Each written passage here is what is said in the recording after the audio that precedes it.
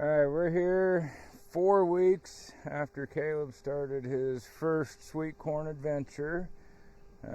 Caleb, so 4 weeks in, it's about a 12-week process to raise sweet corn. You're a third of the way, and things are looking pretty good.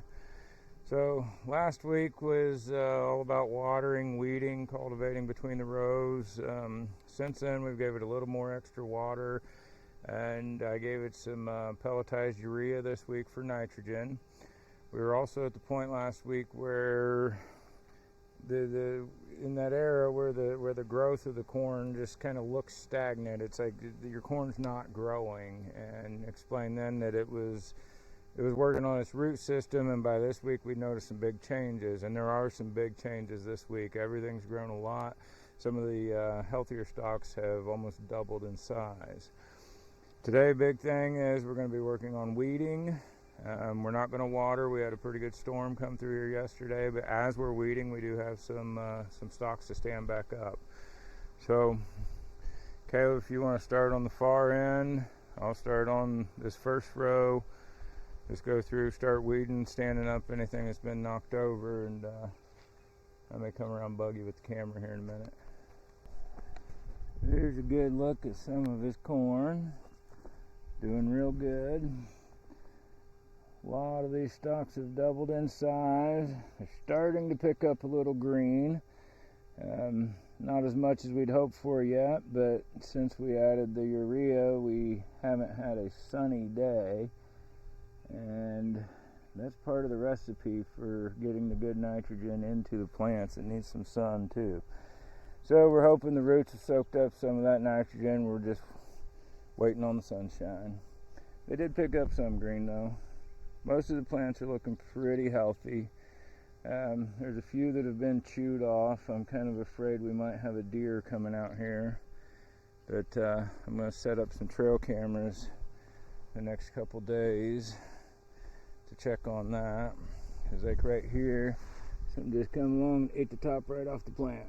It was doing real good. And we've got a lot of that, so I'm going to assume we got a deer. Maybe a groundhog. I've seen groundhogs chew the top off corn too, so we'll see what happens and see if there's something we can do about it. Birds aren't happy your cats are in town.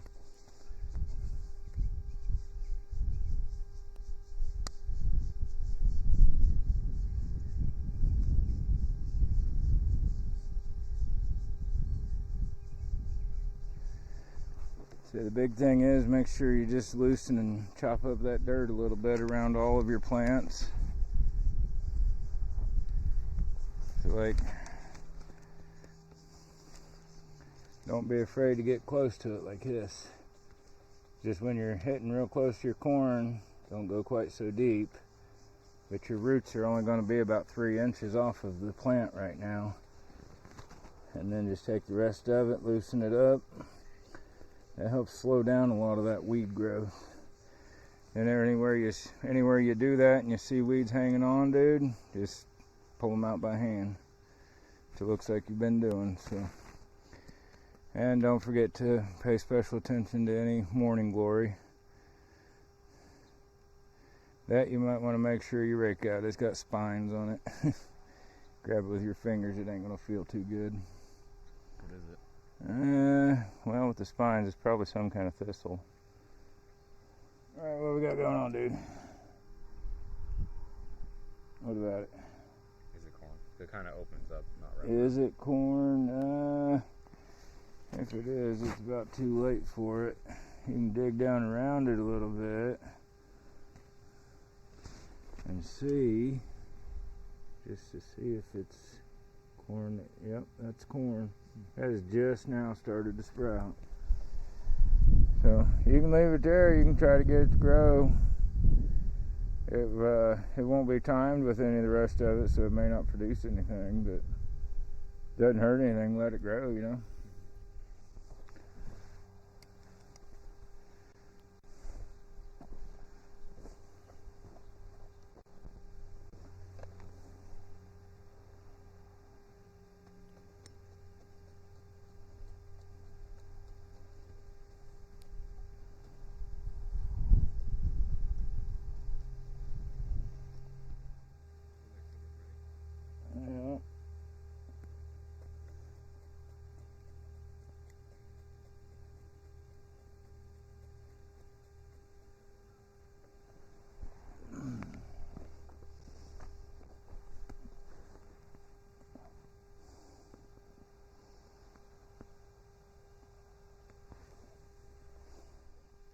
You know, looking at some of that I brought up 2 weeks ago, it's just now trying to sprout.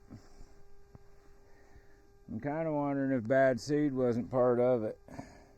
I mean, I know we had some problems with seed depth, but a lot of that corn, I mean, I brought it back up. It should have sprouted with the rest of it, and some of it's just now today, in the last couple of days, sprouting. It's not a good batch of seed, I think, which sucks because I've always got good seed from them.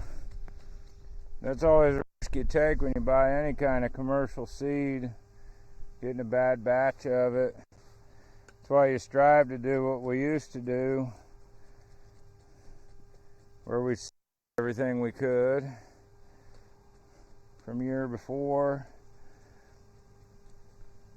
Tend to your healthiest plants, get your seeds for your next year from your healthiest plants, and then after a few generations, you got yourself some pretty nice seed stock that's going to grow well in your ground, your area, your weather. Can't do that with hybrid sweet corn though. There are some heirloom sweet corns, but we get so much corn growing around us that it still gets contaminated with other genetics.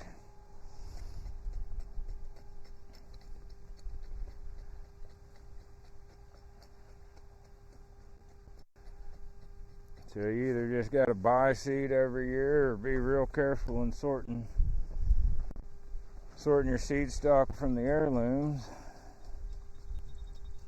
which we can get into in a couple more years if you want. I've been there, done that.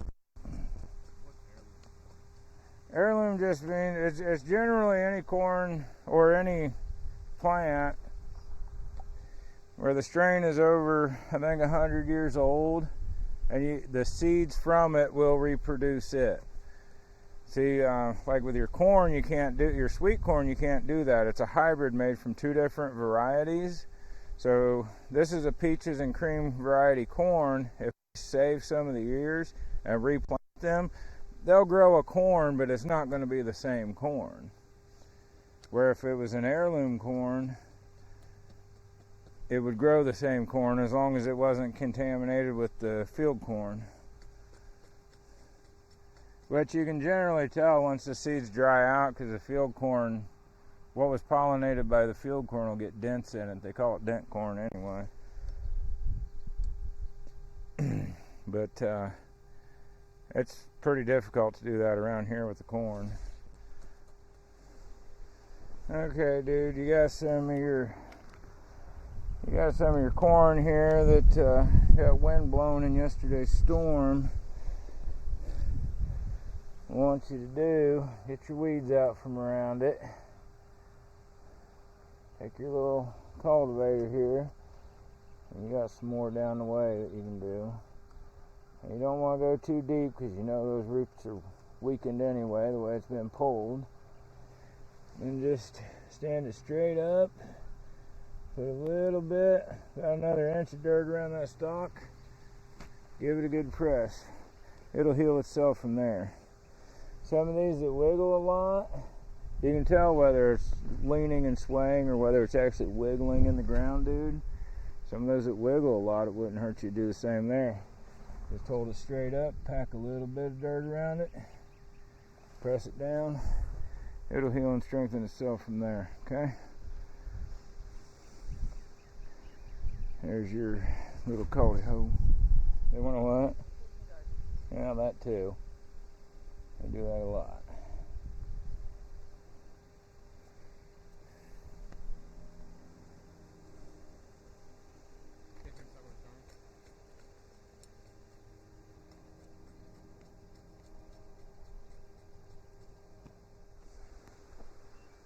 You still got your rake or your cultivator? Yeah.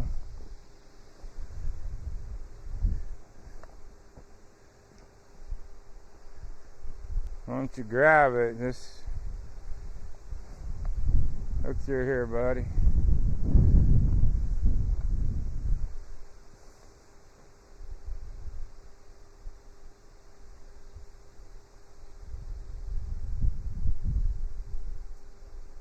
this area here, it's going to need some more attention. All these little things will be big things next week.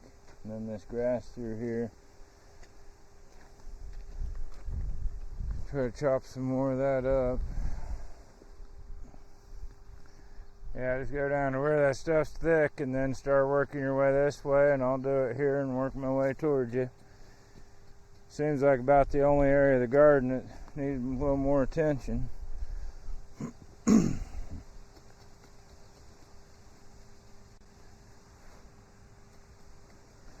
Oh, big old rock. Here, hold that.